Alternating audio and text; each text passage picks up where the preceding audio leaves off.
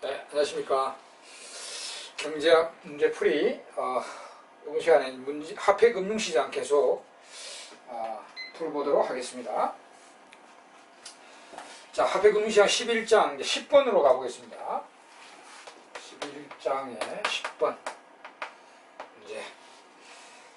자, 10번이 뭐냐. 자, A국에는 두 개의 은행이 있는데 지급준비율을 제1은행은 20%, 제2은행은 10%로 항상 유지한다. 지급준비율이. 갑은 기존에 보유하고 있던 현금 100만원을 제1은행에 예금했고 제2은행은 지급준비 제외한 금액을 을에게 대출했다.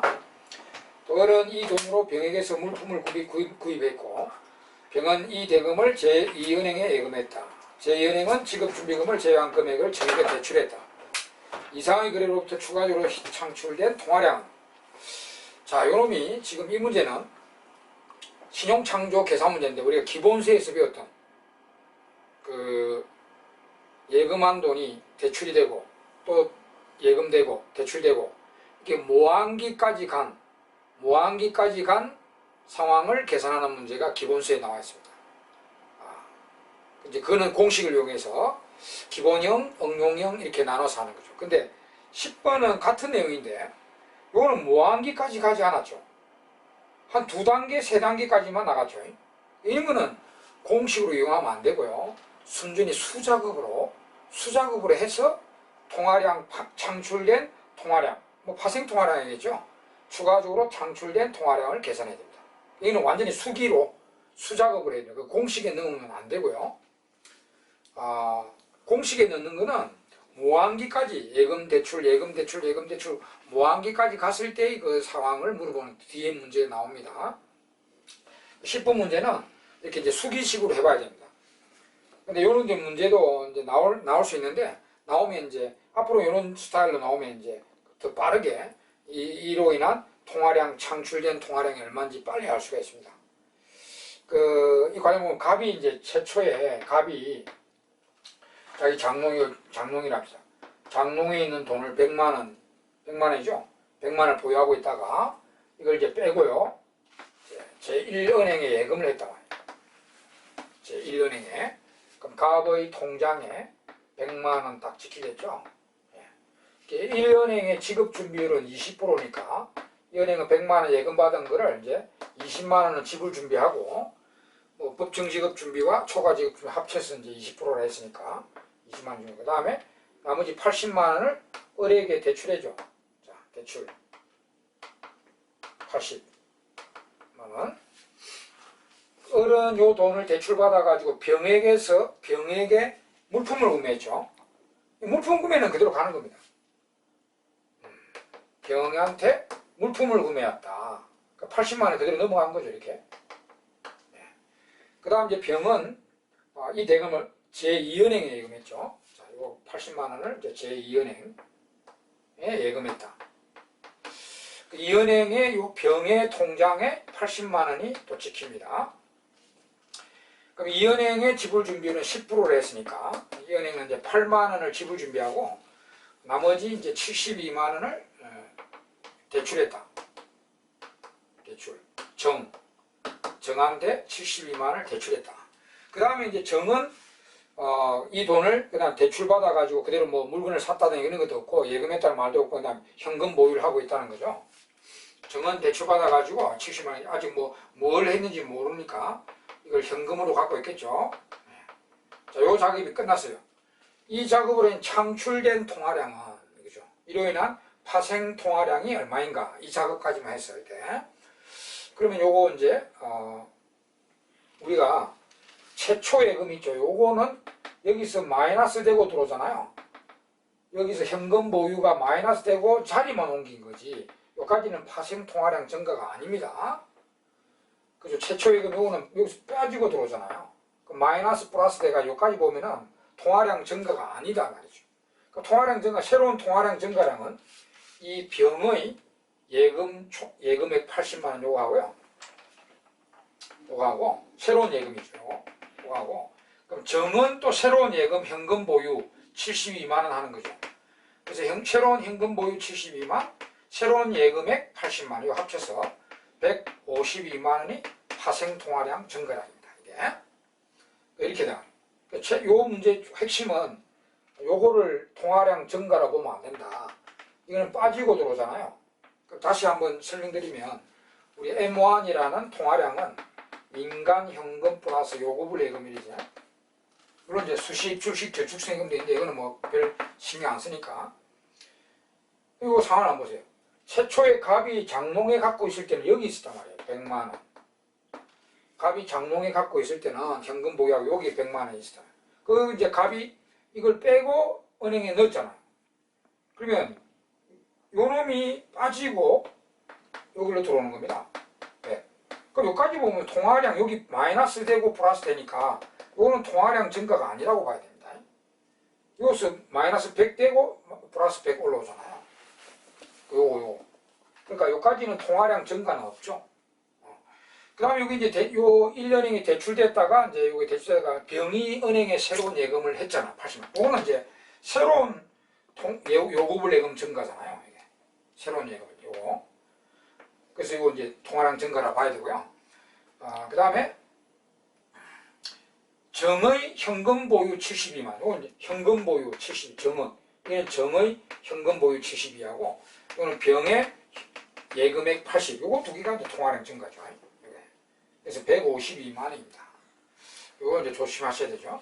요거를 추계하면 안 됩니다. 최초 은행에 들어온 돈은 통화량 증가가 아니다. 그거 이제 인식해 두시고요. 그래서 이제 10번 문제는 답이 152만 되겠습니다. 이런 문제는 지불 중률도 은행마다 다르고 또 여기까지 해서 차단돼 버리니까 수기식으로 해서 이제 딱 알아.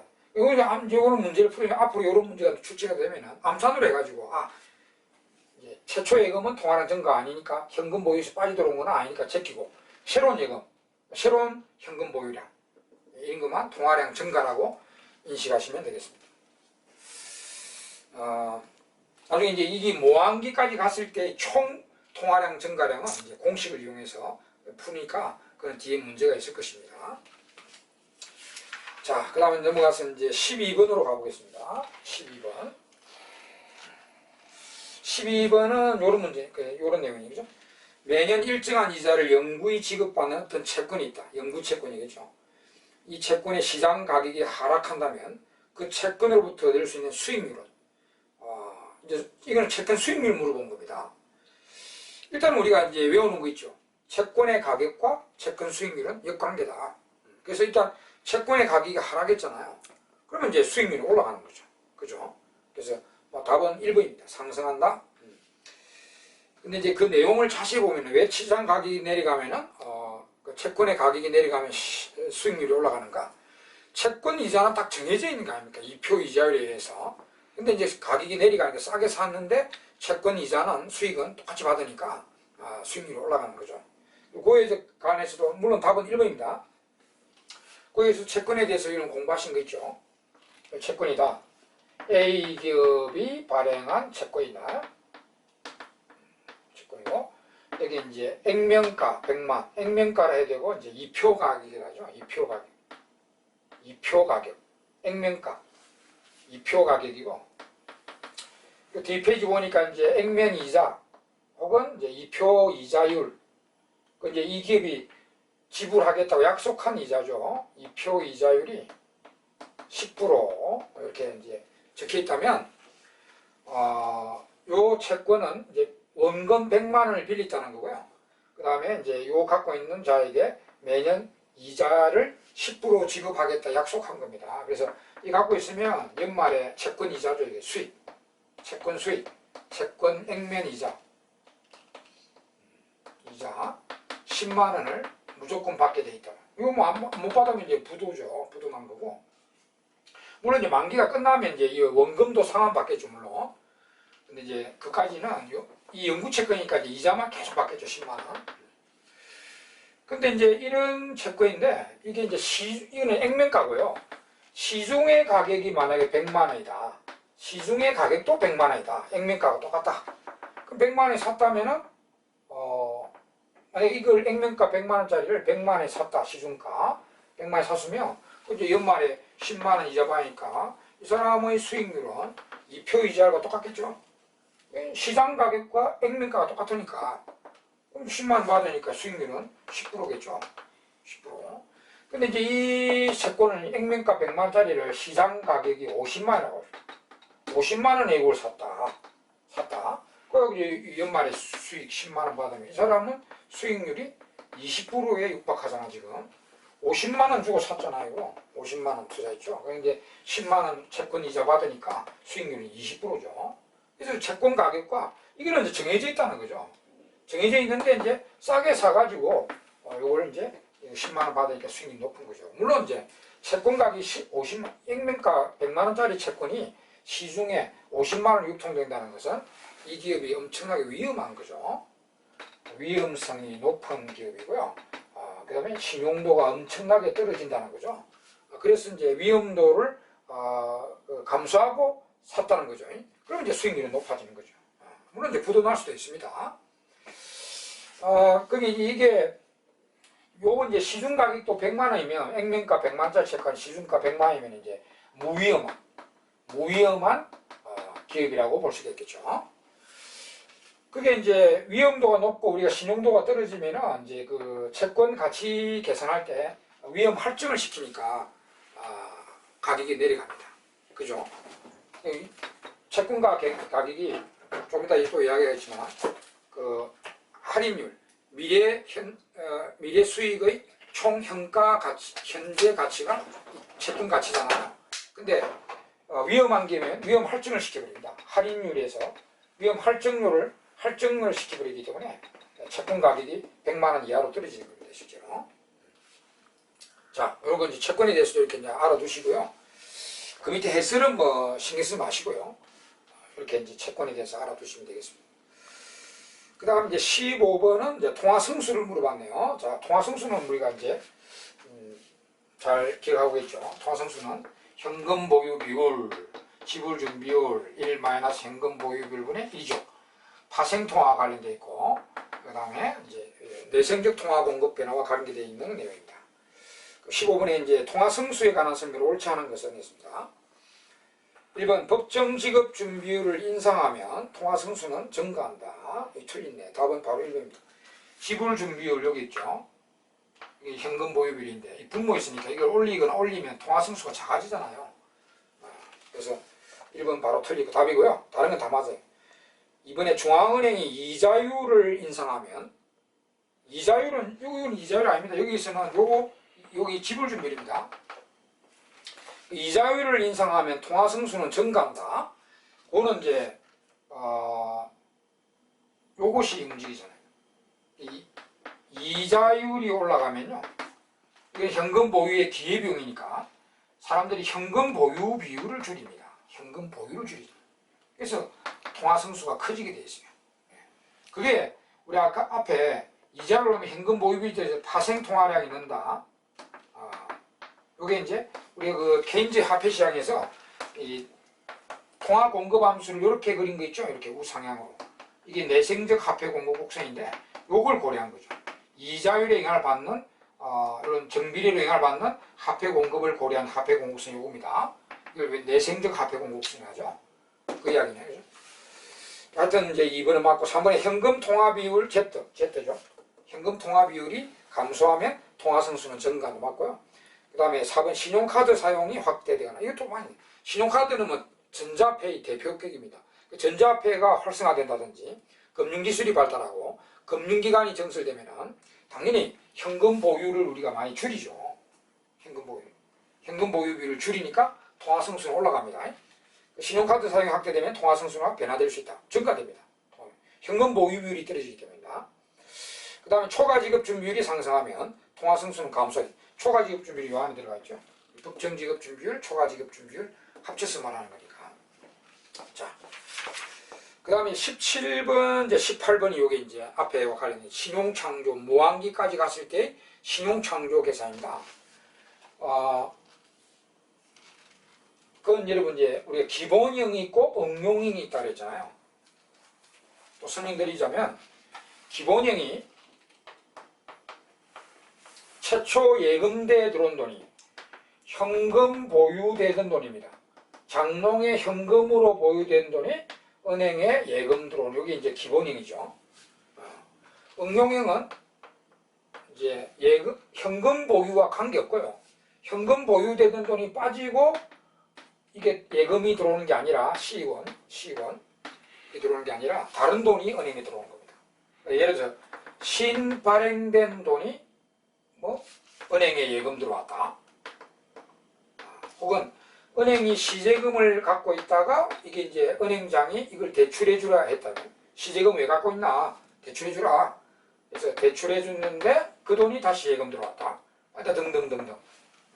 그래서 또한 수출 대금을 수출해가지고 미국에서 100만을 수출 대금을 받아와가지고 이 수출업자가 은행에 예금했다든지 등등 하여튼 이겁니다.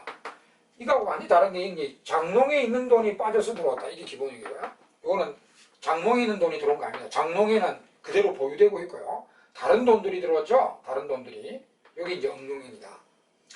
그럼 기본형은 이제 이런 경우에 이제 총 예금액과 순예금액을 구분하라. 총 예금액은 당연히 이제 지불 준비율분의 1 곱하기 최초예금. 그래서 R분의 C 이렇게 계산하고요. 여기 이제 신용창조 승수기도 하고 예금 통화 승수라기도 합니다. 예금 통화 승수, 신용창조 승수인데, 여러분 이거 조심해야 돼요. 예금 통화 승수는 지불 준비율분의 1입니다. 그럼 앞에 우리가 통화 승수라는 거 틀립니다. 예금 통화 승수하고 통화 승수는 틀립니다. 통화 승수는 아까 통화 공급 방정식이 요거죠. 현금 보유 비율, 지불 준비율 1 현금 보유 비율분의 1이 통화 승수입니다. 어쨌든 비슷한 개념인데, 이 모델에는 예금된 돈이 대출된 돈은 전혀 현금 보유로 빠지는 것 없이 다시 은행에 다 들어온다는 그런 값이니까, 오히려 여기 보면은 비슷한 개념이지만 이거는 현금 보유가 현금 유출이 안 된다는 가정을 까고 있는 그런 모델로서 Z를 제로로 본다는 거죠. Z를 제로로 보면요, 그러면 이 통화승수하고 예금 통화승수 같아지잖아요. 이거는 이제 현금 보유가 있는 경우에 그런 이제 일반적인 경우고, 요 모델은 이제 대출된 돈이 전혀 현금 보유로 안 빠지고 다 전액이 다시 은행으로 다 들어온다는 그런 가정이 깔려 있으니까 예금 통화 승수는 이제 지불 준비율분의 1입니다. 그런 게 참고도 조심하시고요. 그 다음에 이게 이제 기본형은 총 예금액은 이렇게 계산되지만 순예금액, 요게 이제 총 대출액이죠. 이로 인한 통화량 증가량이죠. 파생 통화량 증가량. 이게 구분이 되죠. 이거는 이제 총 예금에서 최초 예금을 반드시 빼주는 사실을 잊지 마세요. 그리고 요거는 이제 총 예금액과 이로 인한 통화량 증가량이 같아지게 되죠. 왜? 이거는 최초 예금부터 통화량 증가입니다. 이건 아까도 말씀드렸다시피 여기서 빠져들어오니까 최초 예금 그 자체까지만 보면은 통화량 증가가 아니다는 거죠. 둘째 예금부터 통화량 증가고요. 이거는 최초 예금부터 통화량 증가니까 총 예금액과 통화량 증가량이 같아집니다. 그래서 이거는 이제 R분의 C라고 하라. 이렇게나 R분의 C 이렇게. 그걸 여러분들이 공부하시는데, 그건 이제 문제가 17번, 18번에 나와 있어요. 17번은 응용 문제입니다. 응용이고 딱 문제를 잘 보면 응용 문제고요. 18번이 오히려 이제 기본형 문제입니다. 18번이. 자, 그래서 이제 17번을 보시면 응용형입니다. 한번 보세요. 문제를 하면 여기 시중은행의 현재 대차대조표에서 예금이 총 1000억, 그 다음에 기타 부채가 500억, 지급준비금이 200억, 예금이 총 1000억인데 지급준비금은 200억이다. 대출금은 1000억, 기타 자산은 300억으로 나타났다. 자, 이 경우 법정 지급준비율이 5%다. 그러면 현재의 초과 지급준비금은 얼마이냐? 이거 일단 하나 물어봤어요. 초과 지급준비금은 이제 그 법정 지급준비금을 제외한 금액입니다. 그러면 이제 법정 지급준비율이 5%니까 총 예금이 1000억이잖아요. 1000억. 여기서 법정 지급준비율이 5%잖아. 법정 지급준비율이. 그럼 이거는 무조건 중앙은행에 1000억 중에 5%를 갖다 맡게 됩니다. 그 법정 지급 준비는 50억이네, 그죠? 50억. 50억은 무조건 갖다 맡겨야 돼요. 근데 전체 지금 은행의 지급 준비가 200억이니까. 그러면 초과 지급 준비가 150억입니다. 그죠? 초과 지급 준비가. 그래서 초과 지급 준비는 150억 이래야 되죠. 자, 150억이고, 그 다음에 이제, 만약 이 은행이 초과 지급 준비금을 전부 대출한다. 그죠? 이 초과 지급 준비야 뭐 은행 마음대로 대출해 줄 수 있는 돈 아니야. 그러면 이제 150억을 전부 대출한다. 은행 조직 밖으로 현금 누출이 전혀 없다. 그러면 이로 인한 통화 공급량은 최대 얼마만큼 증가될 수 있는가 이랬어요. 이거 신용창조인데, 바로 이제 이 150억이 현금 보유되던 돈이 은행에 들어온 거 아니잖아요. 여기 있네. 시제금. 이게 초과 지급 준비라고 한다. 150을 대출했는데 은행에 다시 다 들어온다. 그런 뜻이 응용입니다. 그래서 이거는 이제 이로 인한 총예금액이나 이로 인한 통화량 증가량이나 R분의 C라고 합니다. R분의 C. 그래서 C가 최초 예금이 150억이겠죠? 150억 대출되고 다시 은행에 다 들어온다는 가정이니까. 그 다음에 지불 준비율은 5%니까 0.05 이라고 합니다. 그러면 3천억이 돼요. 3천억. 3천억이 답입니다. 그래서 답은 이제 4번이겠죠. 4번. 그 다음 18번은요, 기본형입니다. 18번 같이 이제 문제가 나오면 기본형이라고 하면 돼요. 자, 갑돌이가 이렇게 돼. 갑돌이가 한 개인이 이제 100만원 현금으로 집금고에 보관하다가 일이 나왔죠. 그죠? 현금으로 갖고 있다가 100만원을 은행에 예금했다. 만약 은행들의 예금의 5%에 해당하는 지급준비금을 보유하고 나머지는 전부 대출한다면 이 경제에서 기업, 은행권 전체 예금 총액의 증가분, 총예금액, 이거는 100만원 최초예금, 지불준비율, 지급준비율이 5%죠. 5%, 0.05 하면은 2천만원이 되겠습니다. 이유는 이제 이로 인한 통화량 증가분은 얼마인가? 요거죠. 통화량 증가분, 이로 인한 총 대출액, 순예금액, 최초예금을 빼줘야 되죠. 2천만원 빼기 최초예금 100만, 이러면 1900만이 되겠습니다. 1900만. 2천만, 1900만 답이 되겠죠. 1번이 정답입니다. 자, 그 다음 19번은 이제 케인즈 이자율 결정설 물어봤습니다. 그거 한번 또 풀고 갑시다. 케인즈 이자율 결정설. 19번 이제 케인즈 이자율 결정설, 화폐 공급 두 가지를 다 사용할 수 있는데 외생적 화폐 공급만 고려합시다. 거래적 동기 화폐 수요, 투입 동기 화폐 수요, 이 두 개 합치는 게 총 화폐 수요. 여기서 균형에서 이자율이 결정되는 설이죠. 이 케인즈 화폐 시장 다 이렇게 나와야 됩니다. 이 케인즈 이자율 결정설에 관한 설명을 옳지 않은 것은 1번 소득이 상승하면, 소득은 이제 거래적 동기에 영향을 주잖아요.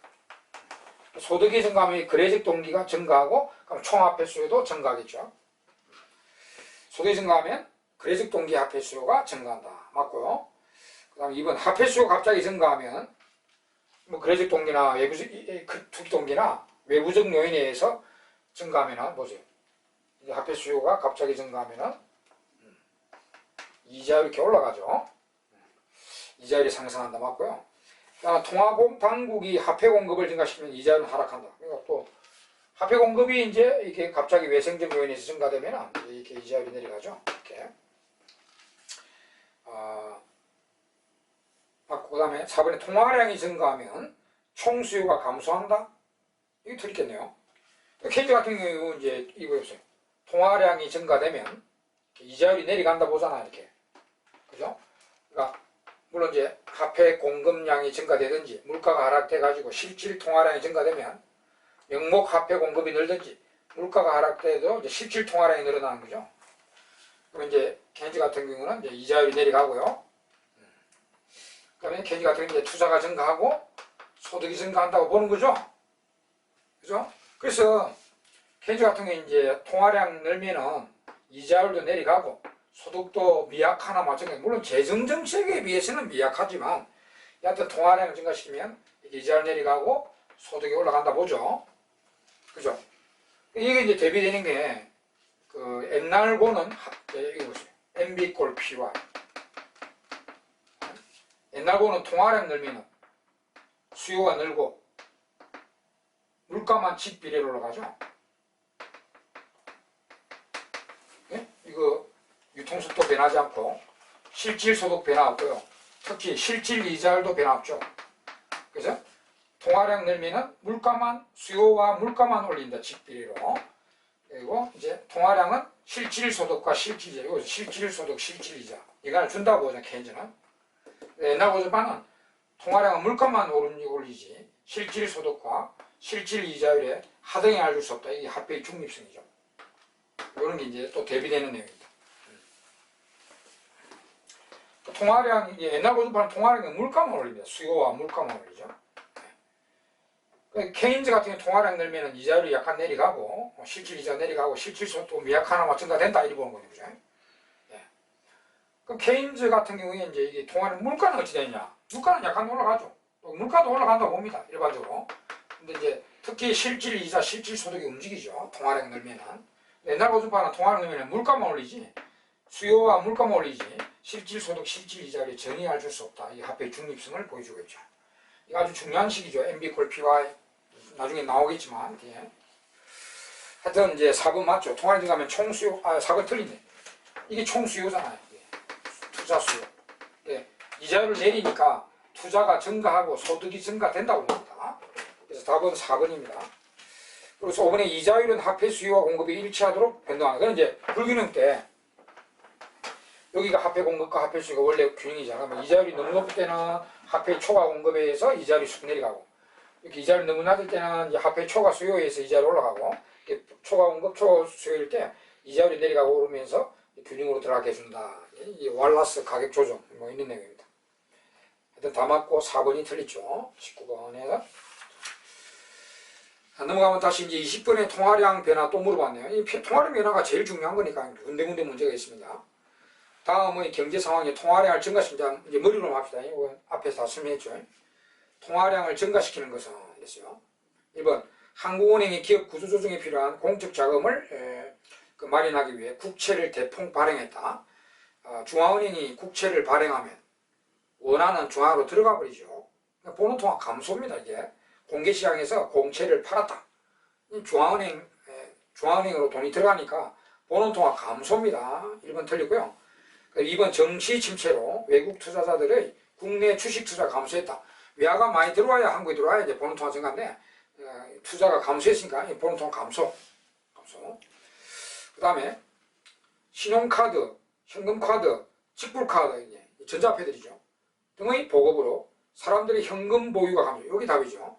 이제 현금 보유 Z의 감소니까 파생 통화량을 늘리죠. Z의 통화 성수를 올려서 파생 통화가 증가되니까 답은 3번입니다. 자, 1번, 2번은 보너통화 감소고요. 3번은 파생 통화의 증가. 답은 3번이고, 자, 4번은 뭐냐면은, 자, 4번 같은 경우는 이제 정부가 IMF 권고에 따라 재정 적자를 감축시켰다. 자, 요 말만 가지고 우리나라 통화량이 어찌 될까요? 정부가 IMF 권고에 따라 가지고 즉 재정 적자 재정을 감축했다. 그럼 재정 적자를 감축한다는 것은 조세는 많이 거두고 정부 지출은 가급적 줄인다는 건데요. 재정 적자를 감축했다. 혹은 재정 적자를 확대했다. 이 말만 가지고 통화량이 어떻게 될까요? 자, 조심해야 됩니다. 이 4번 말만 보면은 통화량 불변입니다. 재정 적자를 감축했든 뭐 재정 적자를 확대했다든지 이 통화량 변화가 아니죠. 중앙은행과 관계없잖아요. 중앙은행과 관련되어 있습니다. 정부가 하는 거는 중앙은행과 관련되어 있어야 되는데 이 말만 보기 4번 말만 보고는 요 내용이죠. 지금 여기 국민경제잖아요. 여기 정부가 있고 여기 이제 민간경제가 있는데 중앙은행이 요 바깥에 있죠. 네. 그 정부가 돈을 많이 썼다. 이렇게 지출을 많이 늘렸다. 적자재정했다 말이죠. 정부가 돈을 많이 썼다. 민간에다가. 아니면 조세를 많이 걷었다. 텍스를 많이 걷었다. 그 지출은 줄이고 텍스를 많이 걷었다. 그럼 적자재정을 감축하는 거죠. 쓰지는 않고 많이 걷으면 적자재정이 감축되는 거고 또 걷는 것보다 쓰는 걸 많이 하면 재정지출을 확대했다. 그 재정적자를 늘렸다는 거죠. 자, 이 말만 가지고 이래요. 돈이 여기서 일로 가고 일로 가니까 이 전체 국민경제 통화량 변화가 없습니다. 조심하셔야 돼요. 여기만 우리나라 국민경제가 아니고 전체 국민경제거든. 정부가 돈을 많이 썼다든지 아니면 도시를 많이 걷었다든지 이 말만 가지고는 통화량 변화다라고 볼 수 없는 거죠. 통화량 변화는 반드시 머릿속에 7개. 파생통화변화 세대. 오늘 뭐 현금 보유 비율, 뭐 지불 준 비율, 뭐 이런 이야기 나와야 되고. 번호통화 4개. 중앙은행에 관련되어 있어야 돼요. 중앙은행에서 나오고 들어가야 이게 번호통화 변화되거든. 그러니까 예를 들어서 이런 보기 4번도 정부가 재정적자를 감축시켜서 그 텍스를 많이 걷었다는 건데요. 그래서 중앙은행에 예금을 했다라든지 아니면 중앙은행에 빌린 돈을 갚았다 이런 말이 나오면 번호통화 감소죠. 그리고 중앙은행에 돈을 많이 빌려가지고 많이 썼다. 중앙은행에서 돈을 많이 빌려서 재정지출을 늘렸다. 이런 말이 나오면 번호통화 증가죠. 그러니까 이런 거는 정부가 하는 거는 이제 중앙은행에 관련되어 있어야 됩니다. 그래야만이 번호통화 변화되지. 그냥 좋아하는 게 아무 말도 없이 그냥 돈을 많이 썼다, 많이 걷었다 이 말만 가지고는 통화량이 변화되는 거라 볼 수 없습니다. 그러니까 조심하시고요. 그래서 4번은 통화량 불변이다 이렇게 봐야 됩니다. 그 다음 이제 22번은 이제 통화량 증대 이게 이제 뒤에도 이제 문제가 있는데 이 금융의 경로, 금융정책의 경로에 대해서 물론 22번은 장기 개념인 옛날 고순파의 개념만 물어봤습니다. 옛날 고순파의 개념. 딱 보니까 보기를 보니까 옛날 고순파 개념만 나와 있어요. 그러면 이 통화량 증가의 메커니즘 전체 정리를 해보겠습니다. 통화량 증대 이제 메커니즘. 일단 요 문제는 옛날 고순파의 장기 개념만 물어봤는데 단기 개념은 또 어떻는가? 여러분 잘 정리해야 됩니다. 금융의 경로, 금융정책의 경로죠. 공부는 다 하셨습니다. 여러분 기본 이론에서. 이 먼저 단기 효과로는 단기는 이제 물가를 고려 안 한다는 거죠. 물가가 고려되지 않는 상태에서 분석하는 게 이제 두 개가 있죠. 가장 기본이 통화량 늘리면 이자율이 내려가고 투자가 증가하여 소득이 증가되는 효과죠. 이게 여러분 가장 금융의 기본 효과죠. 기본 효과. 그리고 간접 효과라고 하고 간접 효과. 그리고 이자율이 내려가야 기업들이 투자를 이루어서 소득이 올라가니까 이자율이 중간 지표가 되는 메커니즘이죠. 이게 이제 케인즈파가 생각하는 금융의 메커니즘입니다. 케인즈파가 생각하는 금융의 메커니즘이고, 이거 이제 다음 장하고 연결되면 ISLM 장으로 넘어가면 기본적으로 LM선이 우측으로 이동하는 그런 기본적인 메커니즘이죠. 이제 그러니까 아무 이제 이 금융의 메커니즘에 대한 논쟁거리 없고 이러면은 이게 가장 기본 메커니즘입니다. 그 다음에 이제 통화주의가 강조하는 메커니즘이 있죠. 통화량이 늘어나서 실질 자산이 증가해요. 국민들이 그 돈으로 돈이 많아지니까 소비를 해요. 이거 명백히 틀리죠. 이는 이자를 내리가 기업들이 투자를 늘리는 거고요. 이는 돈 자체가 자산으로 인식돼가지고 국민들이 소비를 늘리고 그 돈으로 가지고 그러면 이제 소득이 올라갑니다. 이게 이제 직접효과라고 해요. 직접효과. 이거는 통화량 자체가 소비가 돼버리니까 이 통화량 자체가 지표가 되는 메커니즘으로 공부하죠. 여기 직접 메커니즘. 그 다음 이제 피고효과. 자산 소비 효과를 이용하니까 피고효과라고 하기도 하고요. 실질 잔고 효과라고 그러거든요. 실질 잔고 효과. 그리고 이제 통화주의 학파가 강조하고 있는 메커니즘입니다. 이거는 다음 장 ISLM 장으로 가면은 이게 통화량 증가라 하더라도 이 메커니즘은 IS 곡선이 우측으로 이동하는 그런 메커니즘으로 연결되죠. 그게 이제 그 유동성 함정에 대해서 대항해서 통화주의가 이걸 강조하잖아요. 이게 이제 유동성 함정에서도 유동성 함정에 여기 효과가 없어집니다. 여기 이자율이 안 내려가니까. 근데 이제 이것이 일어난다면 유동성 함정에도 금융이 효과 있다. 이렇게. 유동성 함정에서도 금융이 효과적이다를 주장하는 그런 통화주의를 살려낸 효과죠. 유동성 함정 한 대 맞고 요 이제 유동성 함정이 케인즈 학파 진영에서 통화주의파에 날려보낸 핵미사일이라 했잖아요. 유동성 함정 이론 한 대 맞고 통화주의가 쑥대밭이 돼버립니다. 그래서 3년 뒤에 다시 이제 살아나는 효과가 바로 이제 이 효과를 들고 들어온 거죠. 유동성 함정에도 IS가 우측으로 가서 통화량 증가 효과가 나타난다. 이런 이제 논쟁으로 유명하죠. 이게 현실에는 다 일어납니다. 현실에는 다 일어나는 거죠. 무엇이 잘 일어나냐 그게 문제겠지만, 이런 이제 두 메커니즘이 있고, 이제 장기 메커니즘은 이제 물가까지 고려해서 하는 건데, 이거는 이제 옛날 고순파 개념 그대로 가면 돼. 옛날 고순파 개념. MB 콜 PY 요거. 장기에는 통화량 넣으면 물가가 올 거 아닙니까? 그 물가가 충분히 올 것이고, 그러면은 여기 이제 통화량하고 물가만 그대로 올리고 실질소득, 실질이자는 전혀 움직이지 못하는 그런 결과도 나올 수 있습니다. 통화량 늘면 수요만 늘고 물건 사놓으면 수요가 느니까 물가만 지피리로 올려버리는 이런 상황이 벌어질 수도 있습니다. 장기에 이제 물가를 다 올라가는 고려하고 또 우리 국민들이 물가에 대한 기대 반응을 다 하고 오는 걸 다 고려한다면 옛날 고승파의 견해도 일어날 수 있습니다. 이렇게 이제 세 개가 있는데 22번은 당연히 요것만 물어봤어요. 요것만. 나중에 이제 요 두 메커니즘을 물어보는 문제도 있을 것입니다. 일단 22번 풀어보면은 통화량 증대 효과가 아닌 것은 요것만 생각해 보세요. 1번 통화량 증대면 화폐 가치는 일반적으로 하락하죠. 화폐 가치 떨어지죠. 물가가 오르니까. 그리고 장기적으로 물가가 상승하게 돼요. 충분히 상승합니다. 장기적으로는 통화량 느린 비율만큼 물가가 충분히 올라갈 수 있습니다. 그 다음에 이제 고전학파 이분성에 따르면, 고전학파 이분성은 이제 우리가 실물, 화폐 변수는 화폐 시장이 결정하고 실물 변수도 그리고 실질소득, 실질이자는 생산물 시장이 결정이고, 이거는 노사사기 시장, 총공급 측에서 결정하고, 총공급 측 시장이 결정하고, 이는 생산물 시장에서 대부자금 시장에서 결정한다. 실물 변수는 실물 시장 결정하고, 화폐 변수는 화폐 시장 결정한다. 이게 고전적 이분성이죠. 고전학파 이분성에 따르면 통화량 증가는 물가만 오릅니다. 근데 명목소득은 증가하죠. 실질소득이라 했다면 틀리는데 이거 두 개 곱한 게 명목소득이잖아요. 물가는 오르니까 명목소득이고 실질소득은 안 움직이지만 명목소득은 오릅니다. 그리고 실질이자는 안 움직이지만 이거 두 개 더한 게 명목이자죠. 그러니까 명목이자는 올라갑니다. 물가가 오르니까 명목이자, 명목소득은 오르는데 실질소득, 실질이자는 안 움직입니다.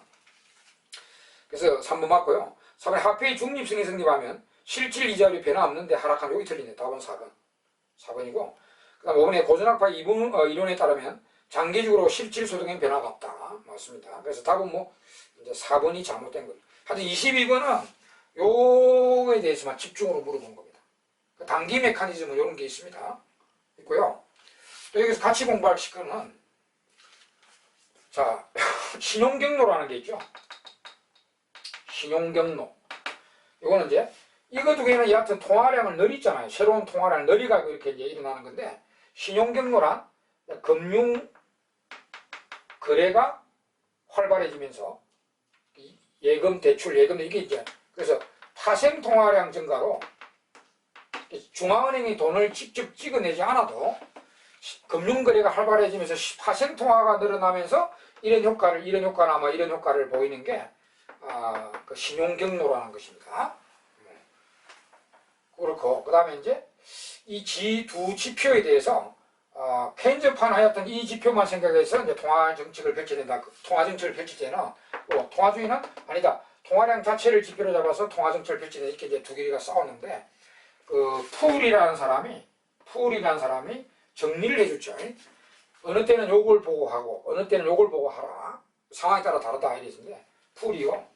우리나라 시장이 실물 시장이 안정되어 있고 화폐 시장이 불안정하다면, 그러니까 실물 시장이 안정됐다는 것은 투자가 이자율이 확실히 움직여준다는 겁니다. 화폐 시장이 불안하고 화폐량 조절이 힘들다는 거예요. 그러니까 이때는 실물 시장이 안정되어 있고 화폐 시장이 불안하다면 이때는 요 메커니즘을 생각하지 말고 요 메커니즘을 생각해라. 그래서 이자율을 지표로 잡아서 하고, 요 반대면 이제 이자율보다는 통화량 자체를 지표로 잡아서 금융정책을 펼쳐라. 이렇게 이제 이야기하는 사람이 풀이죠.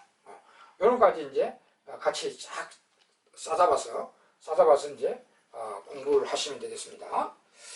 자, 이렇게 정리를 했고, 그 관련 문제는 뒤에 또 계속 나오니까 뒤에서 계속 보도록 하겠습니다. 그러면 오늘 이번 시간에는 일단 22번까지 풀고, 다음 시간에 이제 24번 쪽으로 넘어가도록 하겠습니다. 네, 수고하셨습니다.